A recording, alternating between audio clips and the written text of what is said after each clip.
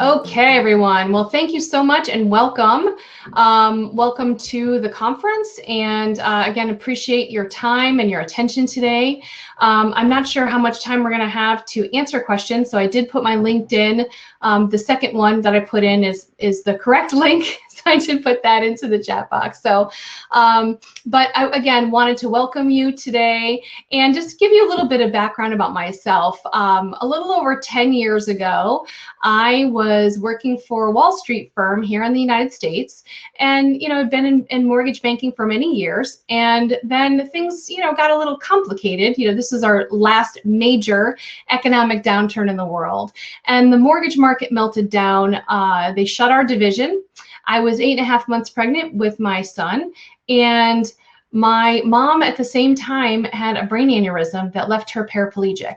So within 3 months, I lost my job, I had a brand new baby, and I almost lost my mom. So as you can imagine, it was an extremely challenging time, but I knew I had to do something. I knew I had to reinvent myself. So I went to all my old brokers and asked them what I could do, and they said that they wanted their websites to rank on the first page of Google. And I thought, well, gee, how hard is that, right? Well, turns out it's pretty hard, especially when I knew nothing about the internet at all, or coding, or any of that stuff. So I set out to learn, and I taught myself SEO, and then after that, social media. And I set up a very successful consultancy. I wrote 9 books on social media and relationship marketing. And I've also then pivoted a bit, and I worked in the tech sector for a while. I ran sales for a software company. So, and I've been working with entrepreneurs, mentored my share of people in the corporate world. And now I founded my own tech startup called wiseHer. We offer on-demand expert advice for women to provide them with advice for their business, career, or life. And again, this is one of my favorite topics because I want to talk to you about being comfortable making yourself more visible and online, and why it's important if you want to get out, get hired, get some new, get some new folks to new opportunities. You really need to stand out. So here, just quickly, first a story.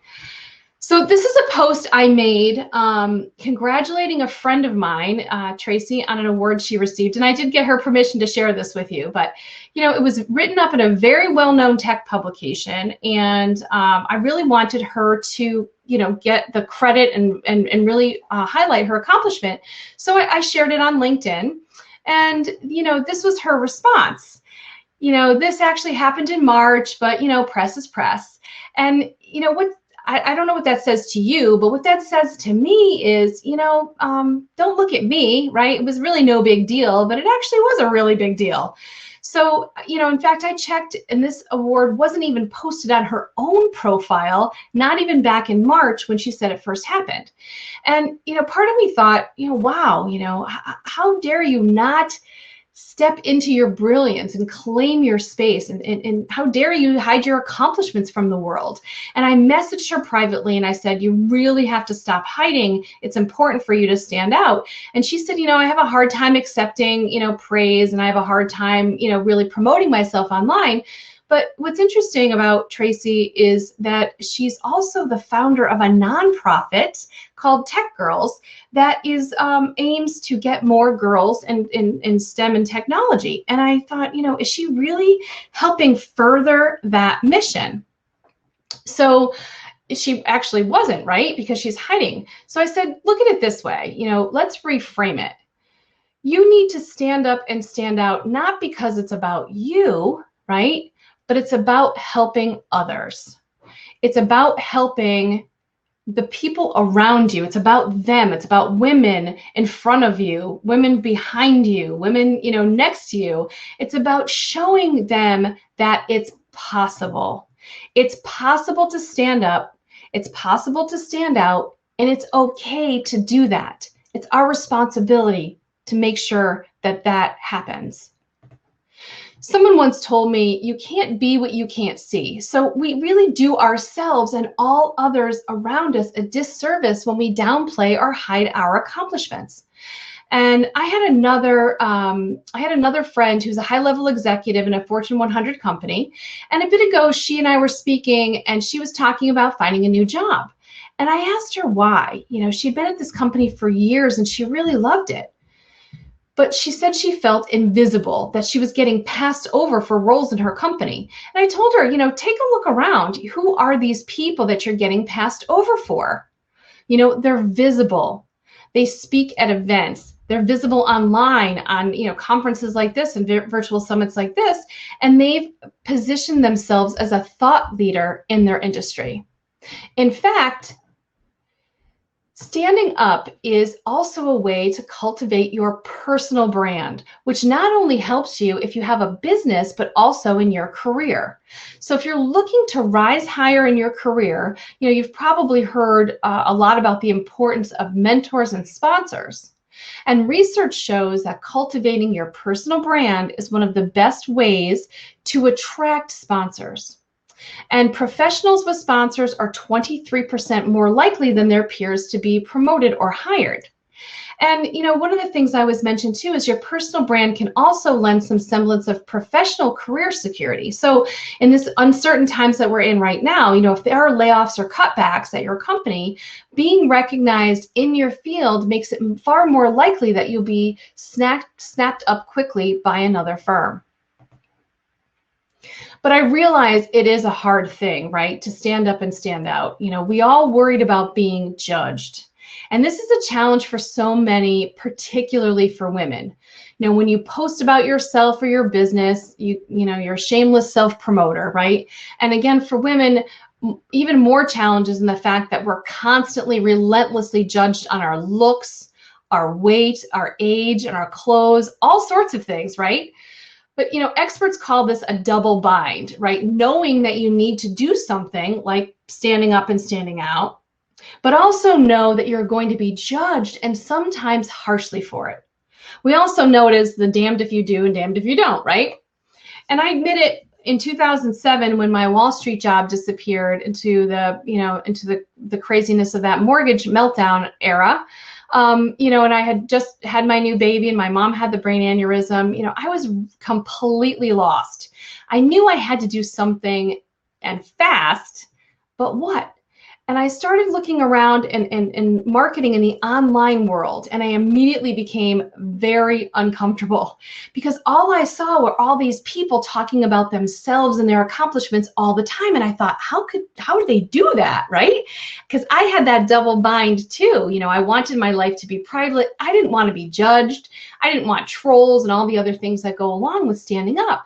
But I also wanted abundance, and I wanted a life for my family and a way to help others. And I had successfully reinvented myself. I had come through a really challenging time. I worked really hard. I wrote 9 books. So why not me, right? So I started to embrace it, and I started sending out online press releases on talks I was giving. Even there were only 5 people there, and that did happen, by the way. And posting regularly online about me, my business, and any post that would draw attention to what I was doing professionally. And, when people commented congratulations or good job, I really had to resist that urge to downplay things like my friend Tracy did and be like, oh, well, there's only 5 people there. I simply said, thank you. Or I thanked them for the retweet or the share, and maybe I reshared it again. And the more visible I became, the more business and opportunities I was able to win. It's not all roses though. When I went back into corporate sales, because of the books I had written and the reputation that I had established, I was asked to speak at a lot of high-profile industry conferences. And I thought, hey, this is great. The company I'm working for gets credit for, being up on stage. We can sell more. I'll make more money. The company makes more money. It's really a win-win. Unfortunately, it wasn't actually to them. The CEO got very upset because he felt I was too visible, more visible than he was. And so I was sat down by another member of the executive team in the company and literally walked through a slide deck. I know it's crazy, but it's true. I was literally walked through the slide deck that explained to me that the CEO was the head of the company and our job was to make him more visible and not ourselves. And, I really was thinking about it, and, I really took a step back, and I really had to think, because I really loved this job. But then, after everything I had been through, I had this aha moment.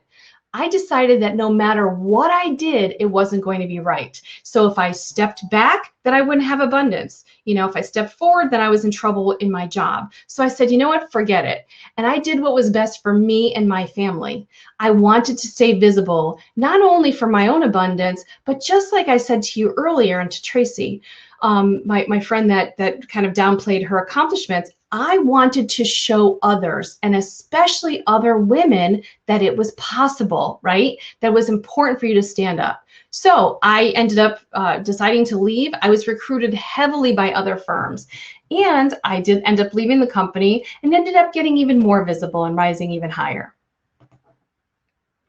And when I say stand up, do I mean standing up on stage? While I do think that's a very fast way to get yourself visibility, or, even being on these virtual conferences now, what I really mean is that we all have a voice. We have something that we can contribute to the world, and we have an important role to play. So if you're not comfortable being a solo or keynote speaker, what about starting being on panels?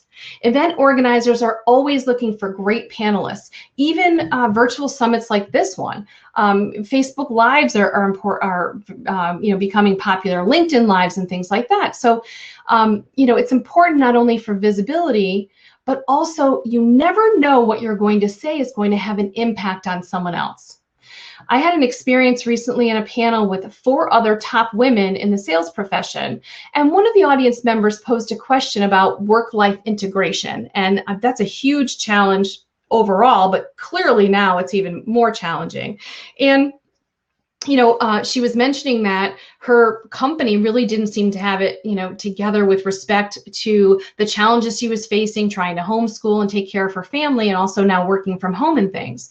So I told her, something that my father used to say to me, and what I say to my kids all the time: go where you're celebrated, not where you're tolerated. In other words, find your place.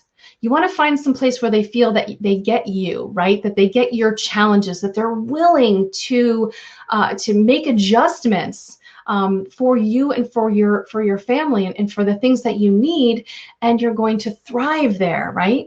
And in the meantime, you're not obligated to stay anywhere you're not celebrated. Especially in these times in the tech field, there are so many opportunities for all of you. So do not feel like you have to stay somewhere that you are not celebrated. And then about a week later, I received this on my LinkedIn profile, and she sent me a recommendation saying that that she recently took a job offer, and the push she needed was something that I said on that panel. And it was literally 30 seconds that I said that, but obviously it had an impact. So it's really important for you to think about not only standing up to be visible for yourself, but also the fact that you could have such an impact on others. But if you're still not comfortable, getting on any stage, even a virtual one at all, there are other ways to stand up. And social media is a great invention for us to really amplify our online presence. And take LinkedIn, for example. I'll tell you another personal example. So last year, a friend of mine sent me an article that was posted on a very popular business website. And what it did was it highlighted the supposed day in the life of this banking executive who wakes up at 5:30 in the morning and drinks smoothies and takes 90-minute lunches, right? And so many people were up in arms about it. It was a huge thing. You can look it up afterwards, but you could see it was a huge blow up because it really isn't reality, right? So I printed the article out and I shared it with my family, and I told my husband and my kids. I have a son that's 12 and a daughter that's 8. And I said, I want to do a spoof on this because it was that ridiculous. And they were all in. And in about 45 minutes, we planned the entire spoof. So I changed the headline to, a real day in the life of a founder of a startup company, wakes up at 4:30, hardly has time to eat, and has no free time.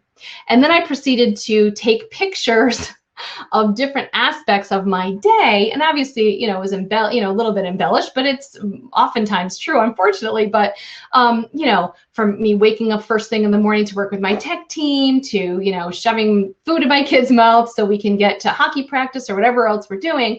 And, I just wanted it to be funny and be light. But you know what happened? The then CEO of LinkedIn saw it and he shared it. And it wound up getting something like 100,000 views and 12,000 comments. And, at first it was funny and whatever, but then I thought, oh my gosh, I certainly wasn't a professional photo shoot. I wasn't all made up. I even wore my bathrobe from one of the pictures. But it was fun, and it gave me a ton of visibility, not only for myself, but for my company. And the interesting thing that happened again is 99% of all of the comments and everything were positive. There were a few trolls and things, but what I realized was I had people from all over the world. This was a universal challenge that so many people were facing. And the fact that I was able to, with that spoof, make them feel like they weren't alone was so important, right? So let's talk about the steps to standing up and standing out, things that you can do right now that will help you get more visibility. So first, you need to find your voice. It's really important. What's the goal of your online actions? Are you looking for a new job opportunity? Are you looking to start a new business? Do you just want your voice heard and the interesting things that you have and the different perspectives that you have to be heard out there? So you can really start with defining your personal vision and mission. And I'm sure you've probably heard of a corporate vision and mission, but what are the ones for you and your personal brand? So for me, right, so I created this vision. It's an outward facing, things into the future. I want to create an empire where women are celebrated, supported, and lifted up by other women, right? We need this. And then my personal mission is really to use my experience to help create a world where women can rise. I'm not going to hide from the challenges that I've had. I want others to know that it's okay. Everyone has challenges. Some are way more, difficult than others, but there are options, right? But what about this differentiates me? There's a lot of people out there that have this experience. And for me, it's just that I am so comfortable now after really kind of embracing and forcing myself to stand up. I'm very comfortable sharing my personal challenges. And that makes me more relatable. That makes me show people that I walk my talk. I'm always supporting women. And I know that there are so many people still today who want to see women take a back seat, and it's important to talk about those things. But I also want to show that I'm continuing on in spite of it and how we can go and rise in spite of the challenges. That's what I'm all about. That's what wiseHer is about, and that's what makes us different. So what is that for you? Next, you want to create what I call your intromercial. Actually, it was my friend Robin Hatcher who kind of coined the term. But when you talk about corporate, would it be your elevator pitch about your business? What's your elevator pitch about you? What do you want to be known for? What's your ultimate goal? So for me, if I'm introducing myself, I'm the founding CEO of wiseHer. I'm a proud mom, a startup founder that's on a mission to help women rise one answer at a time. So when I look at that, all of the posts and shares and things that I do in the conferences that I talk, the audiences that I talk to, all fit in with that mission. And that's why it's important to have it. Next, we want to figure out how we can share with the world our vision and our passion. When I consulted in social media, I would always ask my business clients, what platforms are most relevant to your clients? Where do the people that you want to attract live online? That is where you want to be. And it's the same exact thing in the career and business space. Sure, are there recruiters maybe hanging around a little bit on Instagram? Perhaps.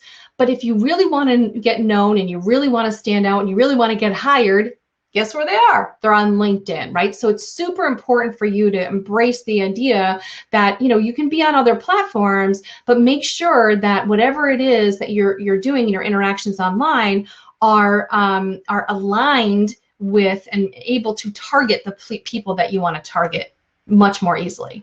So you want to share content, write content, and like it or not, being visible online is the best way to get noticed. It just is what it is. And it's going to help you get hired. I had a friend recently who was laid off, like so many folks, and she set her sights at working at a large technology company on a technical team. So I coached her and I said, do the research on their products, any innovations that they're doing and things like that. And so between jobs, she researched their technology and wrote about different nuances and approaches that company was taking versus other people. She spent a ton of time on LinkedIn. She did a lot of LinkedIn articles. She tagged the CEO of the company in these posts that she was writing. And you know what? She ended up getting the job. It's all because she took the time to show up and stand up. But so many times when I talk to folks, especially that person too, she's like, well, I don't have anything to say. Everyone's already said this stuff. But the fact is that you all have something to say to the world. You have a contribution to make. Each one of us has ideas that can reshape the world that we live in. It might be developing a new business process, creating a new product, rethinking ways of doing things, or finding other ways to help folks, out there. Whatever you can think about, you can write about. And if you really want to make an impact, and again, if you don't want to do it for you, do it for other women, do it for me. I love, reading all the articles and things that the new generation of business leaders is really, is really thinking about and promoting, right? It's important for your voice to be heard. So many of us will shrink back and when it comes to finding or sharing our ideas because, we assume that these leading experts or gurus or whatever must have some unique talent or insight, some special genius.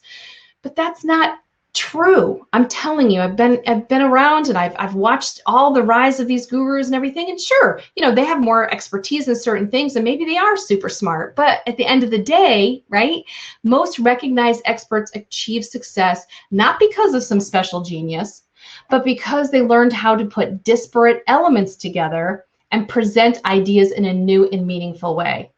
Let me give you a practical example. The weight loss industry. How many different times have you read things out there about how to lose belly fat or do whatever, right? It's all the same stuff, just somebody says it differently. That's what I want you to think about. It doesn't matter if someone's already said it, it didn't come from you and your perspective. So this is a skill that anyone with a little hard work, and sometimes what it takes is just following people that you admire and learning from them, right? You can practice it and you can learn it yourself. But let's face it, right? There is risk, especially in the global, economy and the challenges we're facing around the globe today. And I'm not just talking about COVID, right?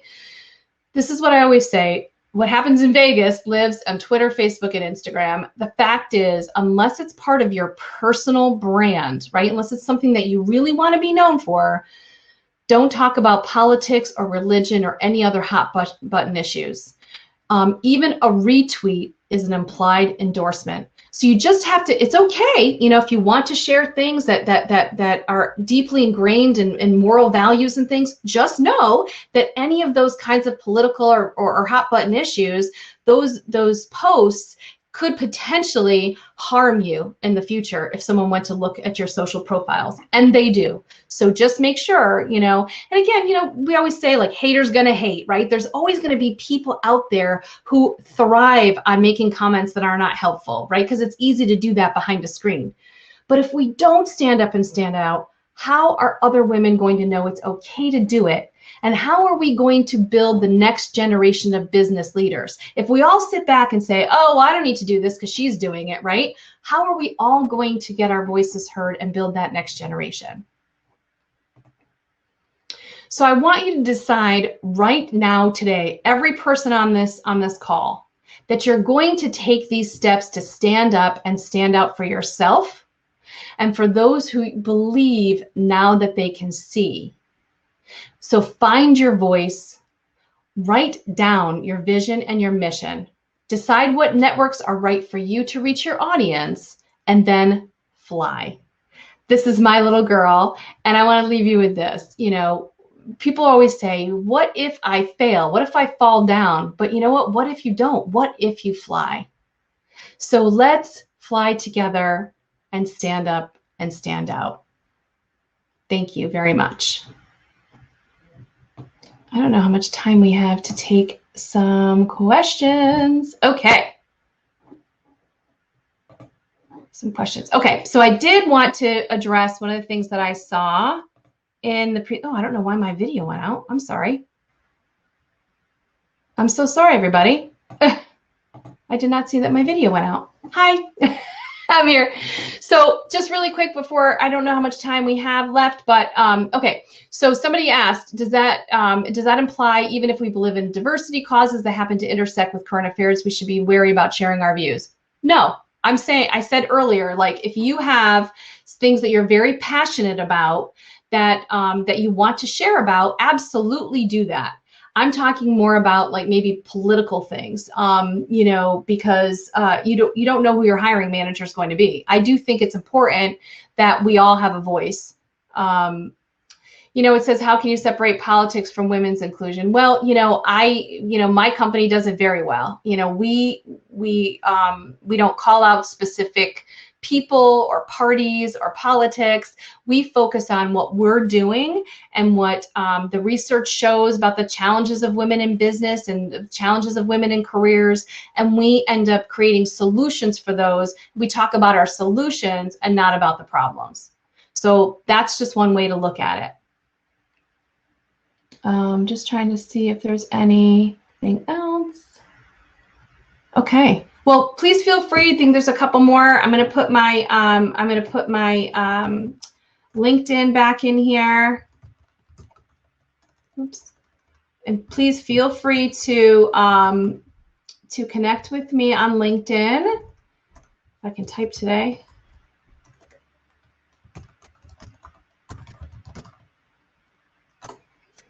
And for those of you who said, you know, it was inspiring, thank you. I really appreciate your time today. And you know what? I am so looking forward to seeing all of you rise. This is so inspiring for me to be here today, to be on this this presentation and be on the summit. And I hope you all have a wonderful day. Thank you.